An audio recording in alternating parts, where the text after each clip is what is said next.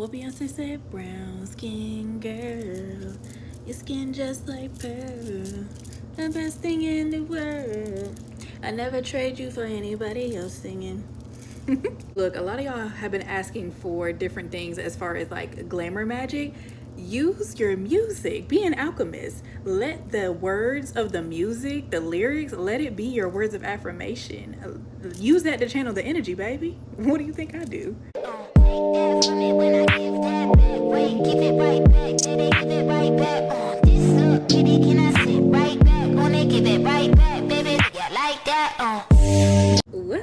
What's good in the YouTube hood? It's your girl Luna Nova, and I'm back with another one for y'all today. Look, I almost forgot my little doohickey here.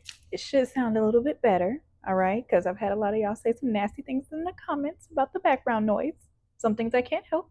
You know, the shop is right next to a highway, and I live in an apartment complex, so I apologize, but I digress. So we all know every town has its haunted stories, but some are much darker than others. We can agree. And for the people who are encountering these things, aren't just whispers or urban legends. These are shocking, horrifying ghost encounters that will really make you wonder, do the dead ever really leave? Welcome back to the Mystic Muse, your space for folklore, mysteries, and creepy stories. In tonight's compilation, we're diving into some unsettling stories that'll really make you question what's lingering out there in the dark. From haunted homes to restless spirits, these aren't just campfire stories. These are people's real encounters.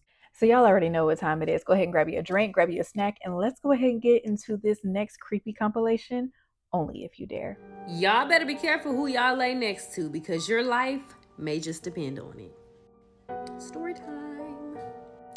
Fortunately, this is not my story. This is my friend's story. And for the sake of this story, we're just going to call my friend Amanda. So me and Amanda met in real estate school.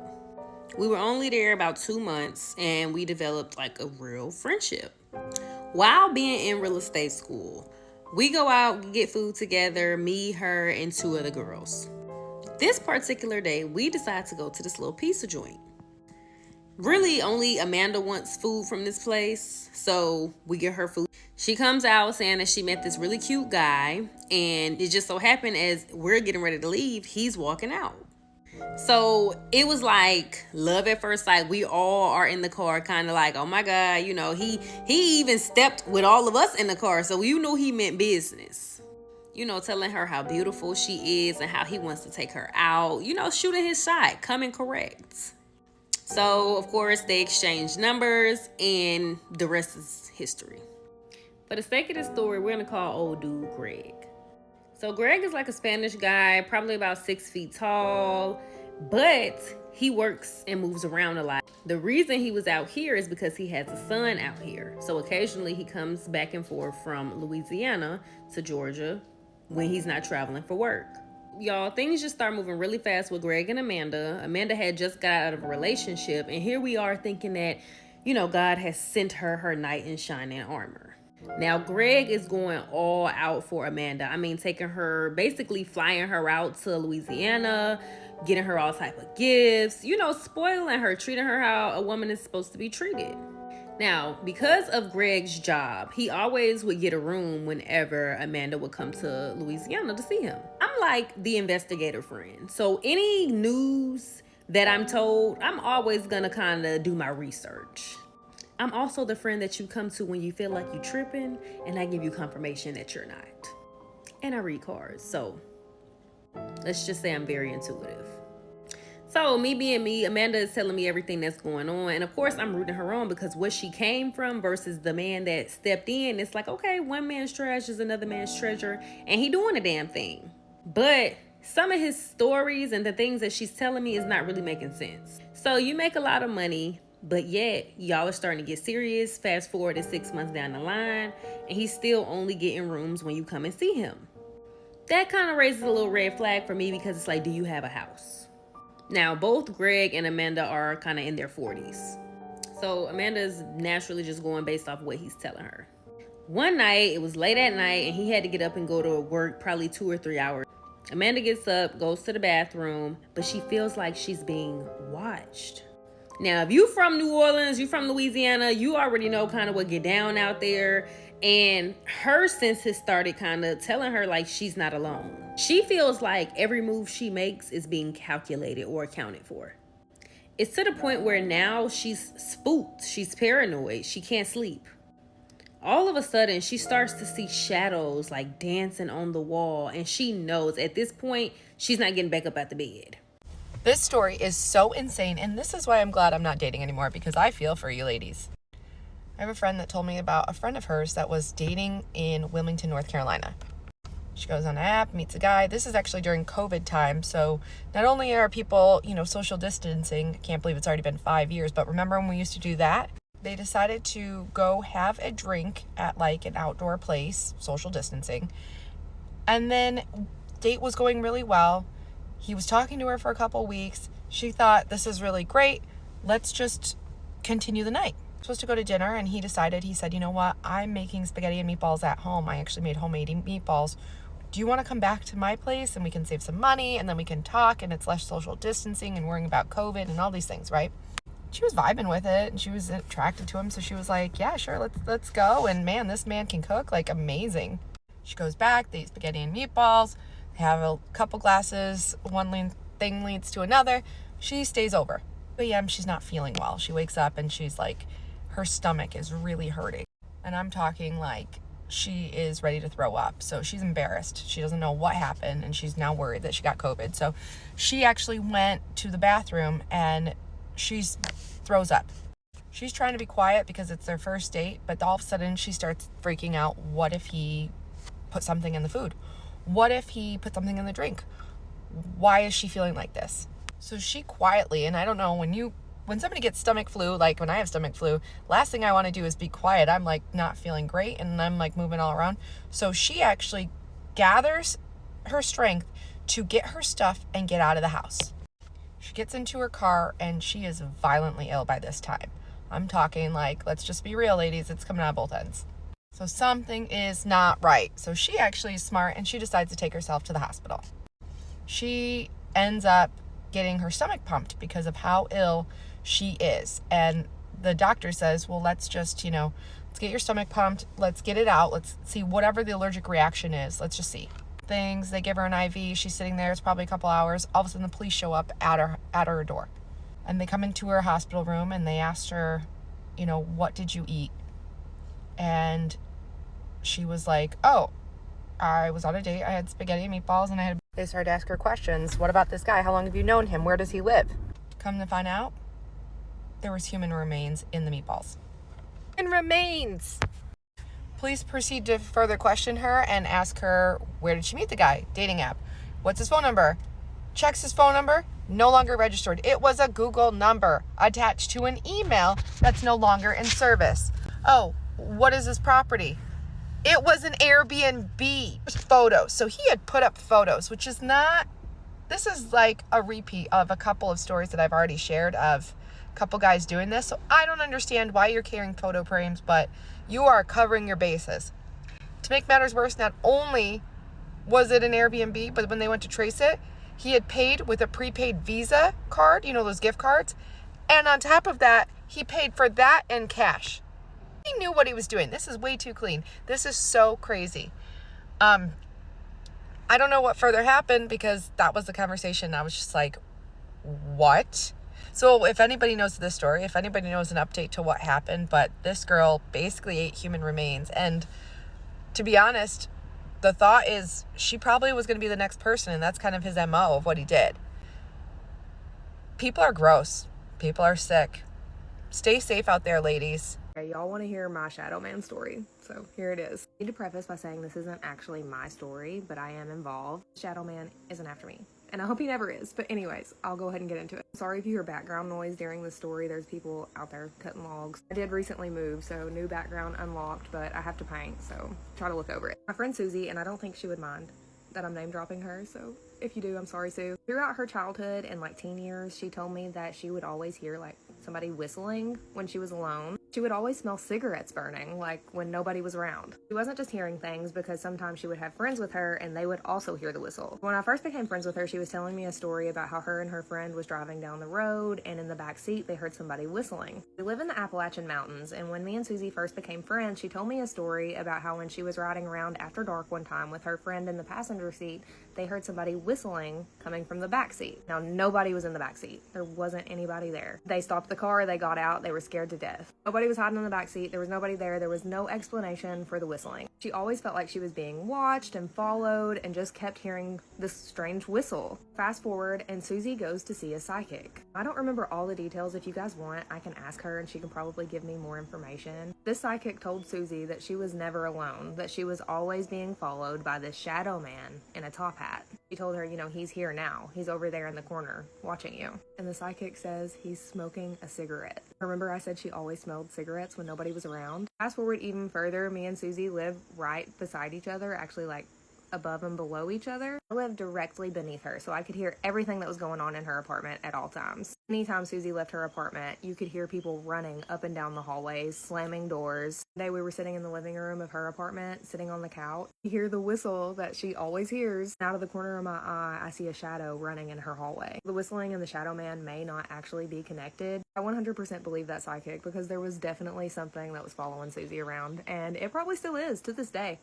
I need to ask her if she has any, new updates. So, yeah, let me know if y'all want to hear more. Tell me what's the creepiest experience you ever had in your life and why you still think about that moment. So I got one for y'all. So growing up, we would always go over my mom's aunt's house. So she'd be my great aunt. Everybody called her Granny, though. That was her nickname. So Granny's house, it was a pretty decent sized house. It was a big house, at least by my standards. So to actually put this story in perspective, I actually did some digging and found some pictures of the house. This is Granny's house right here. So you got your main floor, there's a basement, and then there's the upstairs here. And upstairs you have a bedroom here, you have a bedroom up here, and then there's this long hallway, and then in the back there's another bedroom in the middle. But anyway, so anytime I went over this house as a kid to visit family, I always ended up getting the heebie-jeebies, right?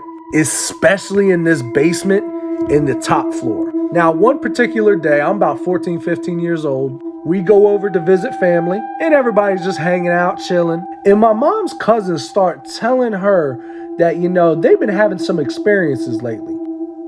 They said they've heard voices, that they've been feeling like people were watching them. One of them even said they felt touched on their shoulder, and this all happened upstairs. And y'all know I'm white as hell, so I just felt the need to go investigate. So I start making my way upstairs. Remember, I told you there's a bedroom here, and then there's this hallway, and there's another bedroom in the middle. Well, the bedroom in the middle was especially creepy. This was the bedroom. No windows, no nothing. And for some fucking reason, it was filled with these porcelain dolls that looked like this. There had to be at least 100 of them some bitches in there. So anyway, I get to the top of the steps and I start doing my investigating. I'm just walking back and forth down this hallway, talking shit to this ghost. Like I said, white. But looking back on it, telling this story, this is what it was like. I can't wait to get my hands on this food. Come on out, cuz. Yeah, I was Ray Ray. And I had to be walking back and forth, walking through these rooms for at least 5 to 10 minutes.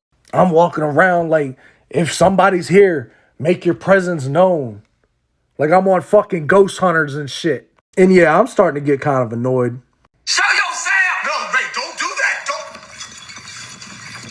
So yeah, as I'm talking my shit, I walk into this one end bedroom and the hairs on the back of my neck stand up and I suddenly feel cold. Like the whole back of my neck just felt ice cold. And I'm just standing there dead still like, oh shit. I slowly turned around and I just reached my hand out. Y'all, my whole arm up to my elbow went numb. Like static numb. I pulled it back real quick. It was fine. Did it again, numb. Yo, I ran down them fucking stairs so fast. I got the fuck out of there. This is the scariest camping story I've read so far, and it is specifically about Girl Scouts. So let's get into it. And I just want to be super clear, I randomly picked this story from my inbox, and it just happens to be one of the scariest ones I've read. But this story comes from Hannah, who immediately starts describing a Girl Scout camp. And that immediately drew me in because I used to be a Girl Scout and I know exactly what these sleepaway camps look like. And they are absolutely terrifying to begin with. And just to set the scene, every Girl Scout camp that I've been to is literally in the middle of nowhere. And I'm talking like cabin in the woods kind of vibe going on where you have to like walk to the outhouse kind of thing. I don't know how much Girl Scout camps have been renovated since the story or since I've been a Girl Scout, but that's my experience and that's this girl's experience. Anyways, this girl goes on to describe the campsite that they were staying at. And it is exactly the way that I was describing it to you. There are 4 cabins. She was staying in cabin number 3. And in these specific cabins, this is important, you always sleep like in bunk beds or like in paired cots. And you always have a buddy to do things with. And again, this is just obviously for safety. And if you have to get up in the middle of the night, you're not just walking in the middle of nowhere in the dark by yourself. And that's exactly what this story's about. Hannah wakes up in the middle of the night and needs her buddy to wake up with her to walk to the outhouse. Mind you, the outhouse is like 3 to 5 minutes away. And her bathroom buddy is sleeping on the top bunk next to her. So she kind of turns over and goes to wake this girl up. And as her eyes are adjusting to the dark, she can see this girl sitting up in her bed looking straight forward. And Hannah, thinking that this is her bathroom buddy, is like whispering her name, when all of a sudden, this girl slowly turns her head to look at Hannah. And as this is all occurring, as what she thinks is her bathroom buddy is starting to stare at her, she realizes that the girl she's trying to get the attention of is still laying down fast asleep in her bunk. And the moment Hannah realizes that that is not a Girl Scout, she throws her pillow over her head and tries to go back to sleep. And as she's trying to fall back asleep, she starts to hear something. And it is another Girl Scout calling her name. And it's specifically the girl who's sharing a bunk bed with Hannah. And Hannah can still see this thing like looking at her. She peeks her head over and this girl is like, "Do you see that too?" And immediately Hannah says, "Yes, I see it too." Somehow they gather up the courage to get up and go to the bathroom with each other. And by the time they got back to the bunks, this thing was gone. And they have absolutely no idea what this thing was. And they decided to tell their troop leaders about what had happened. And all these adults said back to them was, "Oh, well, that'll make a great story for the campfire tonight." And I guess it's also a universal thing to tell ghost stories around the campfire at Girl Scout camp. But nobody believed them, not even the other cabins, nothing. And the girl who was sleeping in the bunk bed had literally no idea that happened. Hannah and this other girl said that the girl woke up fine and she was actually in a really good mood and literally had no idea. And I don't know why, but this story just reminds me of when I went to Girl Scout camp and how freaking scared I was that I was going to see something like this. But that is also why I only made it through 2 Girl Scout camping events, 1 tent camping event, and 1 cabin camping event, because I was just so paranoid something weird was going to happen, especially something like this. But anyways, that's going to do it for me. On tonight's episode of one of the most terrifying 911 calls in the entire world, we have this. I'm driving on 210. I just crossed the Black River and I thought I saw a guy standing on the side of the road bleeding. Okay, where are you at, sir? I'm on 210. I just crossed the Black River. I'm heading towards 53 East. I just passed Patriots Watch. Okay, so you're over near Morse Creek? Yes. Okay. And did you saw a man standing on the side of the road?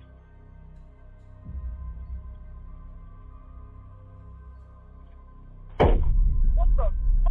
What was that, sir? That's not human! That's not human! Sir, are you okay, sir? There's something in the bed of my truck! Okay, what's in the road? No, it's not in the road, it's in my truck! In the bed! There's something in the bed of your truck? Yes, ma'am, I just turned on my bed lights for my truck and there's something in my bed. Okay, sir, when you say something, what do you mean? I just knocked it off of the bed of my truck and went over my roof. Okay, what was it? In 2014, a search party stumbled upon a dilapidated building that was being used as a slaughterhouse for human beings. At the time, there were multiple motorcycle taxi drivers that had started to turn up missing around the Ibadon area of Nigeria. All of these men had seemingly disappeared without a trace. Because of these disappearances, rumors of abduction by a group of occultists for the purpose of ritualistic sacrifice began to spread among the locals in the area. Even though there were no suspicions of foul play in each of these missing persons cases, there were reports of strange people in the bushes of the area around the same time that these people vanished. This caused even more speculation and rumors to spread. So the colleagues of these missing taxi drivers took matters into their own hands out of fear for their own safety. They all rallied together to form an impromptu search party after word of another missing taxi driver got out. On March 22nd, this group of people arrived at the Soka Forest, otherwise known as the Ibadon Forest, where they discovered a dilapidated building. Inside of this building, they found over 20 human beings shackled and severely malnourished. Alongside them were dozens of decomposing bodies with shackles still around their ankles. Human remains were scattered throughout the building, and according to the survivors, the deceased had reportedly been butchered on butcher blocks. Some of the remains were still chained to the slabs. There was also a room filled with personal belongings presumed to belong to the victims, with items like wallets, IDs, jewelries, even children's toys. Once authorities arrived, the search progressed, and it was discovered that on top of the corpses that they found inside of the building, they were also scattered throughout the forest itself. They were hidden in bushes, stowed away in tree trunks, stuffed inside of caves, and buried in shallow graves. All of these bodies were found in different states of decomposition. Some of them were missing limbs, internal organs, some of them were even missing their heads. So this further pushed this idea that these humans were being used in some sort of ritualistic practice. Once the search was complete, it was revealed that the bodies of 20 deceased victims were uncovered. But there were also reports of hundreds of human skulls found throughout the area, and it's still unclear if those identities have ever been revealed. The victims recovered that were still alive were described as being living skeletons. They were surrounded by flies and had maggots eating at their flesh. When they were rescued and questioned about what had happened to them, they all told stories about being kidnapped, kept in chains, tortured, and starved. A lot of them said they were only fed once per week. And for what purpose, they didn't know. These people had no idea why they were there, and on top of that, most of them couldn't even recall what their captors looked like. But the interesting part is that some of them claimed that their abductors looked like government officials. And this left a lot of people speculating that Nigerian officials in high places were using these victims for ritualistic purposes to help further their roles in power. What added more fuel to the fire is that when protesters rallied to get answers for the victims of this horrific operation, they were met with a lot of resistance. At one point, security guards that were guarding this dilapidated building had even shot live rounds into the crowd, striking a woman who later passed away at the hospital. According to an article by The Telegraph, the security officers that were in charge of keeping the crowd under control were quoted saying that this site was not a den of kidnappers, but instead a, quote, place where the destitute were being rehabilitated. Authorities would eventually make arrests in connection to what was uncovered at the Ibadon forest, including suspects who were security guards and policemen. But to this day, nobody has ever been charged. I'm not gonna lie, this story scared me. It really did scare me. So get ready. So there's this girl who had a best friend named Abigail. They both graduated school, so now they're in college, but she says how she continues to see Abigail because Abigail's grandmother lives down the street from her, and she would come every weekend to take care of her grandmother. So because she was only there to take care of her grandma, she was never able to come out and party with her. So the girl and her sister would actually go to Abigail's grandma's house, and they would hang out with her. That way she can have some company while she was there. She mentions that because of them going over to Abigail's grandma's house, her little sister also became very best friends with Abigail too. She also mentions that every time they would go visit Abigail at their grandmother's house, they never saw the grandmother because she was bedridden and she was very ill, so she was never around. So she decided to come home from college because it was right before Christmas and her family was throwing a party. When she arrives home, one of her cousins tells her that they actually saw Abigail down at her grandmother's house, and they also saw a lot of people over there, and she thought thought to herself, hey, maybe they were having a party too, and maybe I can go ask Abigail if she wants to come to my party, being that a lot of people are there and she doesn't have to stay at her grandmother's house to take care of her because there might be somebody else there that could. Her mother also mentioned how long it's been since she's even seen Abigail, so she decided to get her little sister and head over to Abigail's grandmother's house so they can invite her to the party. However, when they arrive to Abigail's grandmother's house, all the lights are off, there's no sound like somebody's in the house, but they do notice that the gate on the side of the house is opened, and Abigail and her grandmother would always have that gate closed. So they thought to themselves, maybe there is a party going on, but it's behind the house and not inside, and that's why the gate is open. So they decided to go through the gate. So after going through the gate and seeing that there was actually no one in the back of the house, they decided to just go ahead and knock on the front door, but there was no response. So when no one responded, she told her little sister that maybe there was nobody at home, and she started to walk away. But her little sister decided to knock the door so hard, there's no way that nobody heard it. She mentions that her little sister has always been very carefree and outspoken, and of course she would do that and embarrass her, but that's what she decided to do, so she just stood by her to see if maybe somebody came to the door. So as they're waiting by the door, they actually start to hear noises in the house a little further away, like if someone was walking towards the front door. They heard when the person got to the door, but they never opened it. Not only did the person in the house never open the door, but they never even said anything, so they decided to ask for Abigail. After asking, they could hear somebody having like a hard time breathing, like they were breathing really hard, but there was no response, so they repeated themselves, can you please tell me if Abigail's home? We just want to see her. So after that, the person behind the door unlocks it, and her little sister goes to push the door in and open it, but she stops her. She thought to herself, I don't think Abigail's here. She would have already opened the door. I'm thinking it's her grandmother having the hardest time opening the door for us, thinking that we're her family members and we need to get out of here because this doesn't feel good. So they rush out of there and they're on their way home, and right before they get home, they run into Abigail's brother Felix, except for he's crying and they're asking him if he's okay, and he says no. Felix tells them that his grandmother passed away that morning, and obviously they gave him a hug and they gave him their condolences. After that, she decides to ask Felix if Abigail was home, in which he says no, because that same morning one of their aunts got sick, so Abigail went with the aunt to the hospital, and as a matter of fact, the only person in that house is their grandmother's dead body. The only person in that house was the body of their grandmother, and the reason why he was walking towards that house because he was gonna go and wait for the ambulance to come and get the body from the house. She mentions how as soon as he said it, she was just like, what the...